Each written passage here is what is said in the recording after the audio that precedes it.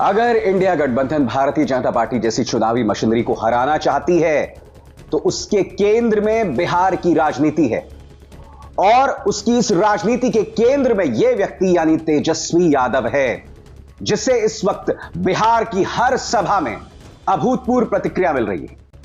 तेजस्वी यादव पत्रकारों से रूबरू हुए और उन्होंने कहा कि जिस तरह की प्रतिक्रिया लालू प्रसाद यादव के आह्वान पर गांधी मैदान में मिली है वो अप्रत्याशित है और आने वाली राजनीति के लिए एक इशारा है, एक संकेत है। मगर बड़ा सवाल, जिस तरह से गोदी मीडिया लालू प्रसाद यादव के बयान को पेश कर रही है, जिसके बाद प्रधानमंत्री नरेंद्र मोदी और भाजपा ने एक कैंपेन शुरू किया है जिसका नाम है मोदी का परिवार, क्या उससे इंडिया गठबंधन को नुकसान होगा?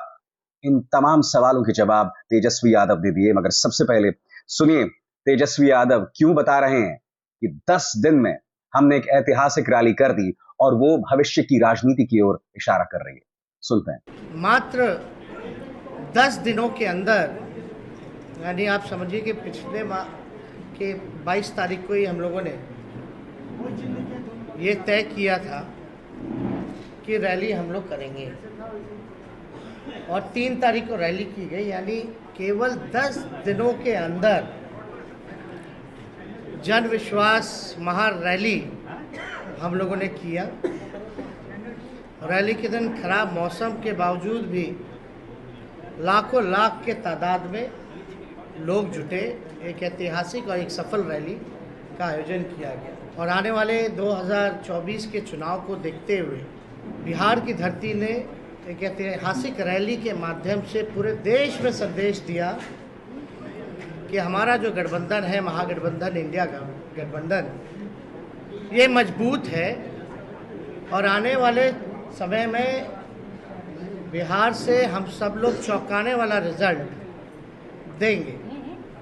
लोगों का जिस हिसाब से उत्साह था, एक एनर्जी थी, एक वाइब्रेंट रैली आप कह सकते हैं था। बारिश हो रहा था लेकिन सुबह से लोग डटे हुए थे। शाम में 4 बजे रैली खत्म हुई, कोई जो है मैदान से हिला नहीं। जितना मैदान में लोग थे उससे ज़्यादा सड़क पे लोग थे। तो एक ऐतिहासिक रैली हुआ। उन तमाम जनता को हम धन्यवाद देते हैं, सभी महागठबंधन के पार्टियों को, उनके नेताओं को, कार्यकर्ताओं को भी हम धन्यवाद देना चाहते हैं। तेजस्वी कहते हैं कि हमने एक लंबी लाइन खींची है और उस लंबी लाइन को पार करना बहुत मुश्किल होगा। भारतीय जनता पार्टी और नीतीश कुमार सिर्फ नफरत की राजनीति कर रहे हैं। नतीजा यह है कि गठबंधन के अंदर भी सिर्फ फुटअव्वल है। बकौल तेजस्वी यादव वो क्या कह रहे हैं, आइए सुनते हैं।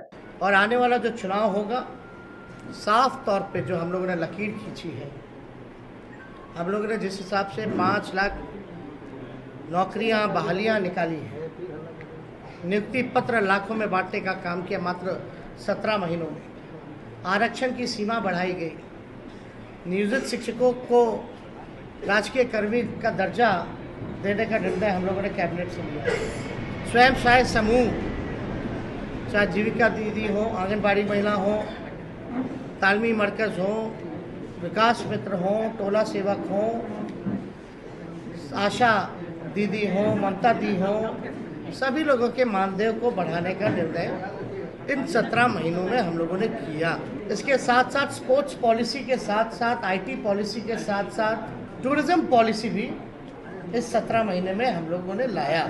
जो खिलाड़ी स्पोर्ट्स पॉलिसी के तहत हम लोगों का था कि भाई जो खिलाड़ी मेडल लाएंगे, बिहार का, देश का नाम रोशन करेंगे, उनको भी हम लोगों ने नौकरियां दी और हाईएस्ट लेवल है उस मामले में डीएसपी के लेवल तक का नौकरी जो है लोगों को मिलेगा जैसा वो मेडल लाएंगे। तो खेल के साथ साथ जो पढ़ने वाले लोग हैं, हम लोगों ने नौकरियां देने का काम किया। हम लोगों ने 17 महीने में लोगों के हाथ में कलम दिया और वही बीजेपी के लोग केवल नफरत बांटने का काम कर रहे हैं, तलवार बांटने का काम कर रहे हैं। और तेजस्वी यादव को लालू प्रसाद यादव के बयान के मुद्दे पर भी घेरा गया।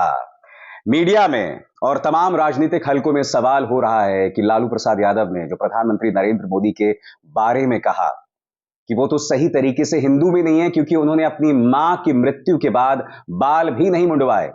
उन्होंने मोदी के परिवार के बारे में भी कहा। उन्होंने यह कहा कि मोदी की तो संतान भी नहीं है, तो फिर मोदी परिवार होने का दावा कैसे कर सकते हैं। इस मुद्दे पर जब तेजस्वी यादव से सवाल पूछा गया तो तेजस्वी यादव ने कहा कि बाल मुंडवाने वाली बात जो लालू प्रसाद यादव ने कही है उसमें गलत क्या है।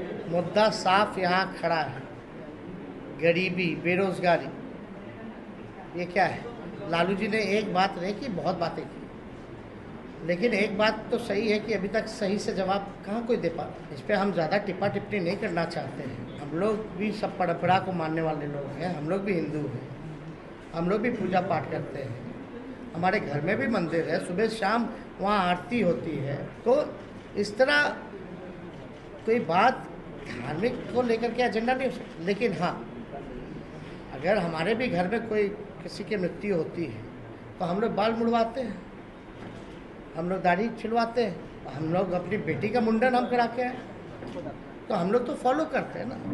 लालू जी ने तो बस यही पूछा, तुम इतना प्रचार करता है, नफरत फैलाते हैं, उकसाते हैं लोगों को, धार्मिक भेदभाव आप कराते हैं, आपस में राम और रहीम के बंदों को लड़ाते हो, तो आप क्यों नहीं मुड़वाएं। इतना बड़ा आप अगर बात करते हैं तो आप क्यों नहीं मुड़वाएं, यही तो बात है। तेजस्वी ये भी कह रहे हैं कि लालू प्रसाद यादव का एक तरफ मजाक उड़ाया जाता है और यह तक कहा जाता है कि उनका असर खत्म हो गया है, मगर लालू की बात का असर अब भी हो रहा है और यह ताजा विवाद उस बात का सबूत है। सुनते हैं। कैंपेन शुरू हुआ, मैं भी चौकीदार। अब लालू जी के भाषण के बाद परिवारवाद पे फिर से एक कैंपेन शुरू हो गया, मोदी का परिवार। क्या लगता है कि फिर से 2019 रिपीट होने वाला है? चलिए, अब आप लोग मानते तो हैं लालू जी के बात का असर पड़ता है, बट वो अब हर जगह तेलंगाना में भी आज उन्होंने कहे, उनका कहना है, लेकिन क्या हालात है इस देश के, जो वो कह रहे हैं उनका परिवार, क्या किसान के लोग लाठी से पिटा रहे हैं, क्या वो उनका परिवार नहीं है? अपने परिवार के साथ कोई इस तरह का काम करता है क्या, पिटवाने का? मिलने का समय नहीं है किसानों से, क्यों नहीं मिल रहे भाई? क्या किसान खाली कहने के लिए परिवार है, कथनी अकड़नी में तो अंतर है। तेजस्वी यादव सवाल पूछ रहे हैं कि प्रधानमंत्री नरेंद्र मोदी तो नारा तो दे दिया मोदी का परिवार, मगर इस परिवार का सदस्य कौन है? क्या इस परिवार के सदस्य किसान हैं, बेरोजगार हैं, अग्निवीर हैं, या वो लोग हैं जिनके पेपर लीक हुए थे? सुनिए तेजस्वी इस पर क्या कह रहे हैं। 80 करोड़ गरीबी से करते हैं हाहाकार, 100 करोड़ बेरोजगार, 120 करोड़ महंगाई से लाचार, दुखी सब परिवार, फिर भी कहते हैं उनका परिवार। दोबारा हम पढ़ देते हैं। 80 करोड़ गरीबी से करते हाहाकार, 100 करोड़ बेरोजगार, 120 करोड़ महंगाई से लाचार, दुखी सब परिवार, फिर भी कहते हैं उनका परिवार। मतलब मुद्दे की बात होनी चाहिए। पिछले बार चौकीदार हो गए थे, अब जो है परिवार हो गए हैं। ये इससे नहीं, आपको बताना होगा कि आपने कितने रोजगार दिए, आपने कितने कारखाने दिए, आपने महंगाई कम किया कि नहीं किया, आपने पलायन रोका कि नहीं रोका, आपने क्या इंडस्ट्री निवेश बिहार के लिए क्या लाया। आपको इस मुद्दों पर जो है कितनी गरीबी आपने हटाने का काम किया, आपको इन मुद्दों पर जो है लोगों को बात करनी चाहिए। अपने प्रेस कॉन्फ्रेंस में तेजस्वी ने इस बात को भी उठाया कि इतने दिन हो गए हैं सरकार को बने हुए, मगर अब तक कैबिनेट का विस्तार नहीं हुआ है, और इसकी वजह इसलिए है कि गठबंधन के अंदर जबरदस्त तनाव है। नेता एक दूसरे के खिलाफ बोल रहे हैं, मंत्री एक दूसरे के खिलाफ बोल रहे हैं, और ये इस गठबंधन के लिए शुभ संकेत नहीं है। इस सरकार का सिर्फ एक काम है, तेजस्वी यादव को गाली देना। सुनिए।